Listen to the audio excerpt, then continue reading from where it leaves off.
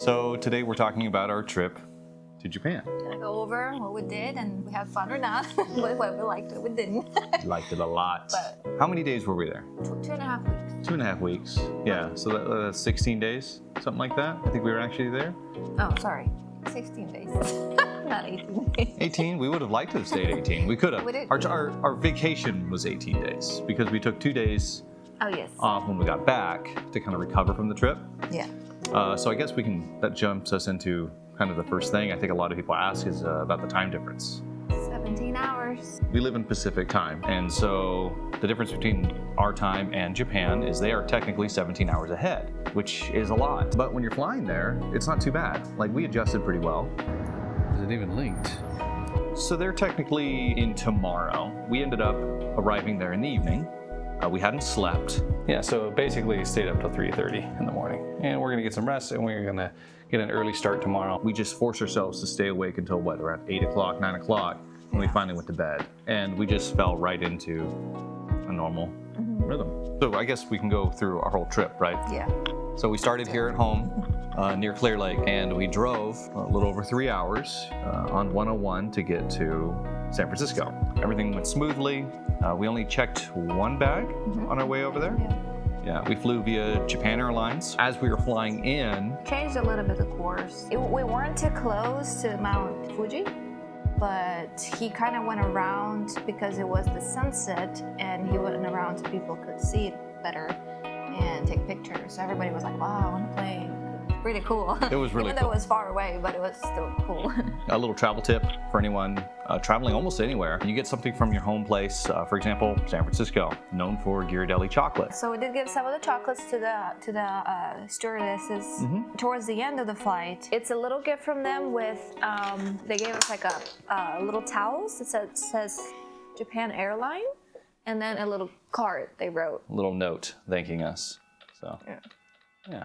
Our first night in Tokyo. So we stayed in a hotel near the airport. When you land, something that you need to do is you need some cash, for one thing. Cash is very important in Japan. Another thing is you want to make sure that you get your Suica card, which is kind of like the transportation card. If you have an iPhone, you can put it right on an app. You can see that. You can even do it before you go to Japan. I still have some money here. You can, you can grab the app, you could load it up, just have enough money, don't worry about it. Transportation's cheap. It was actually cheaper to take the public transit there overall than, say, like the New York subway. I have my laptop here. We could actually look up some stuff about our trip. Metropolitan Haneda Hotel. Yeah, the Metropolitan Haneda Hotel. We stayed there for one night. It was kind of our first experience of a Japanese room, which is very small. Tiny. This is tiny. If you don't stay in the hotel for too long, it's not a big deal. For us, it didn't matter because, I mean, it was only one night, and then we usually don't spend days in a hotel. We just walk around. But the bathrooms were nice. Yes. So we got up early the next morning. Oh no, let's talk about dinner. So we got there. Oh, that's right. We got there around 6:30. I think we were at the hotel around 7. So we were hungry. We weren't too hungry, but we wanted to eat something. Some authentic Japanese food. We didn't want to go to bed too early, right? We wanted to adjust to the time. So we had like about 2 hours just to kill. So we were just walking around. Justin found this place on Google Maps, and it's just an authentic ramen place. And we're like, we wanted ramen. It was the first thing I would really wanted to eat. Got there. We went to this ramen place. It was so tiny. It's like a ramen bar, but it was like only like, I don't know, six seats total. It was the best ramen ever. And for 2 bowls, it was like less than $13 for both of us. Out of our whole trip, this was the best ramen we had. First. Yeah, it's pretty much, it was amazing. And we left there, we got back to our hotel, crashed, got up the next morning, and then we did something that a lot of people don't do, which is we went and rented a car. So I'd already arranged it all ahead of time, and we rented through Toyota Rent-A-Car. We ended up getting a Toyota Yaris. The guy kept insisting on selling me snow tires, and he was almost correct. We did run into quite a bit of rain actually on one of the days that we were driving. A little bit of snow. And we did see some snow on the ground in certain areas we went to, which we only rented a car for the first 4 days.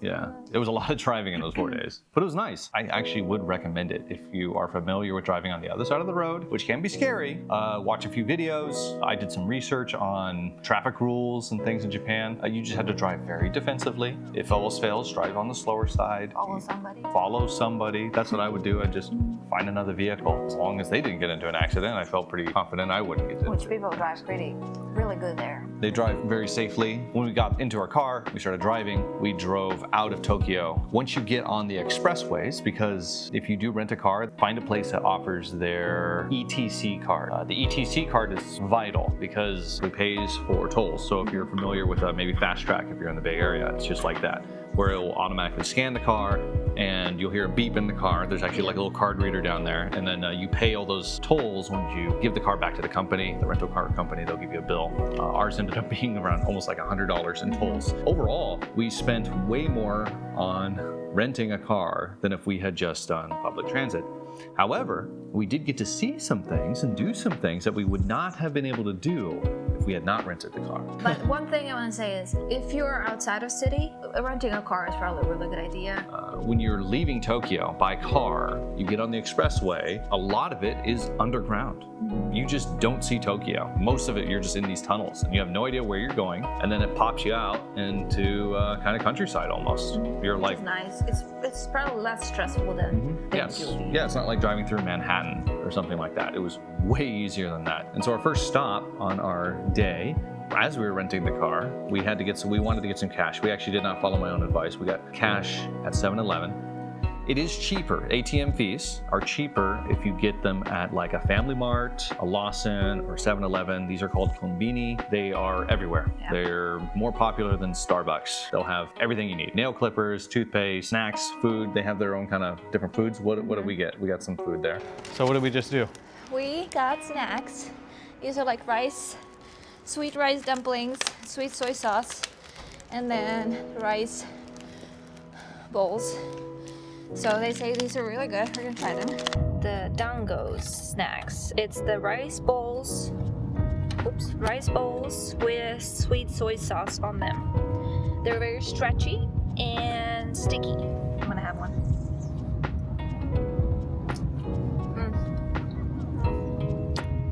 It's addicting too, by the way.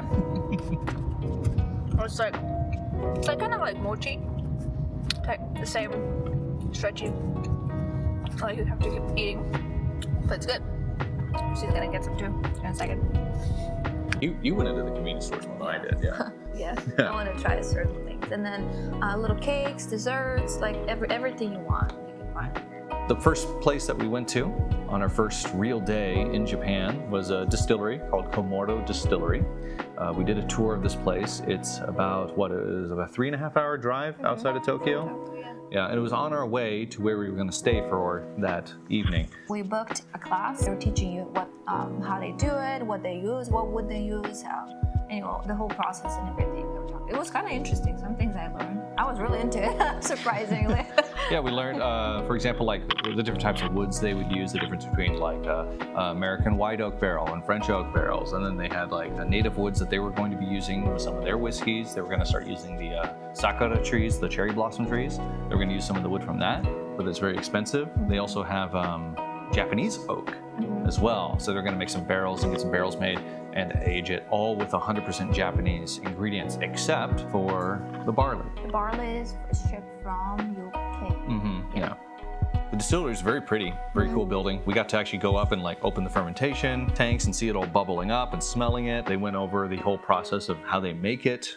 One thing I wanted to mention on the way to the Komoro Distillery, we made it one stop, just like for coffee or something. We saw, and you will see them everywhere, is vending machines. Vending machines can be found every single corner in Japan. Yeah, they're like everywhere. You can't avoid them. Yeah. You will go on a hike into the mountains, and there will be vending machines. There are literally vending machines on your way up to Mount Fuji if you're hiking up there. Yeah. Like no joke.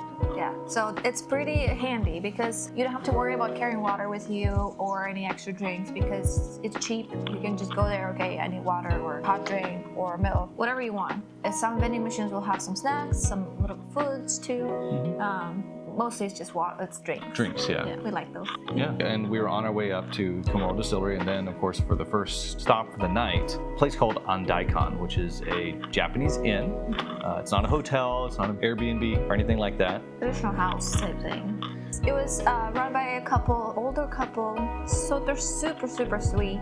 I think they were like in their 80s, if not 90s. They're so sweet. This poor lady, she was running it like, because her husband was more like elderly, it seemed like. And we only met him like on the way out when we were leaving. And so this type of place is called a ryokan, is the Japanese name for them. They typically feature hot springs, public baths, and really good food, handcrafted food for dinner and for breakfast. So what do you think of our room here? I like it. It's very, very traditional looking, feeling like. Yeah, Can't wait to sleep on the floor, actually. that's gonna be interesting. I'm already having trouble sitting on the ground with this little table. Every time I try to sit here, I bump into it. I can't fold my legs flat enough. Put your legs like this, flat. I have neglected my yoga lessons.